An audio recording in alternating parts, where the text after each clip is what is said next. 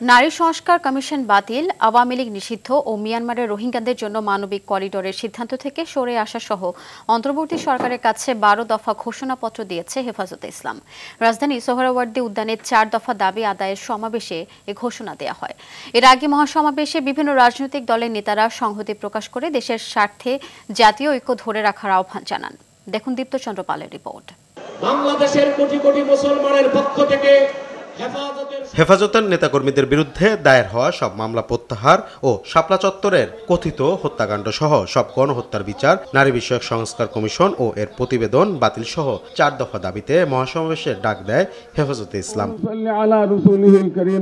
সারা দেশ থেকে আসা হেফাজতের নেতাকর্মীরা জড়ো হন রাজধানীর সোহরাওয়ার্দী উদ্যানে। মহাসমাবেশে যোগ দেন বিভিন্ন রাজনৈতিক দলের নেতারাও। গ্রেফতার করে তাদেরকে আইনের আওতায় আনতে হবে।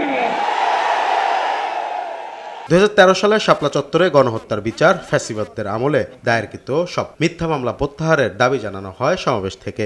এছাড়াও সরকারের উদ্দেশ্যে 12 দফা ঘোষণাপত্র দিয়েছে হেফাজতে ইসলাম। শাপলা ও জুলাই গণহত্যার বিচারে গতি আনতে ট্রাইব্যুনালের সক্ষমতা আরো বৃদ্ধি করতে হবে।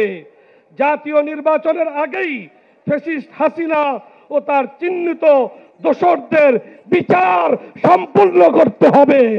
ইসলামের বিরুদ্ধে বাংলাদেশে কোনো কিছু করতে চাইলে আমাদের লাশের উপর দিয়ে আসতে হবে। 5 আগস্টের এই বিজয়কে আমাদের কাঙ্ক্ষিত লক্ষ্যে নিয়ে যেতে হবে। এমন একটি ন্যায় ভিত্তিক সংবিধান ও সরকার ব্যবস্থা গড়ে তুলতে হবে যাতে করে এই বাংলাদেশের মাটিতে আর কখনো কোনো ফ্যাসিস্ট সরকারের জন্ম না হয়। বছরের পর বছর বিনা বিচারে আমাদেরকে কারারুদ্ধ করে রেখেছে সেই সন্ত্রাসী সংগঠন আওয়ামী লীগকে আবার বাংলাদেশের রাজনীতিতে যদি পুনর্বাসন করবার কোন দুঃস্বপ্ন কেউ দেখেন, তাহলে আমরা পরিষ্কার ভাষায় বলে দেই, তার সঙ্গে আমরা আওয়ামী লীগের চেয়ে ভিন্ন কোনো আচরণ করব না।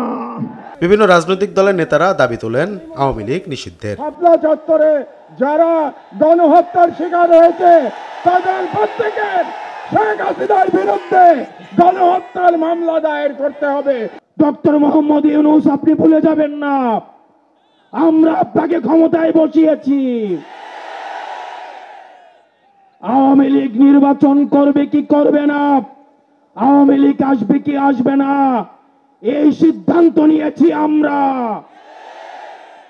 আওয়ামী লীগ মারা গিয়েছে বাংলাদেশে, আর জানাজা হয়েছে দিল্লিতে। দাবি আদায় না হলে প্রয়োজনে আরো কঠোর কর্মসূচির ঘোষণার হুঁশিয়ারি দেয়া হয় মহাসমাবেশ থেকে। নারী নীতি নিয়ে লড়াই করতে যেয়ে দেশ বৃহত্তর আন্দোলন থেকে সরে যাচ্ছে, তাই অবমাননাকর এই নারী সংস্কার কমিটি বাতিল সহ 4 দফা দাবিতে সোহরাওয়ার্দী উদ্যানে হাজারো তৌহিদি জনতার ভিড়। দীপ্ত চন্দ্র পাল, RTV, ঢাকা।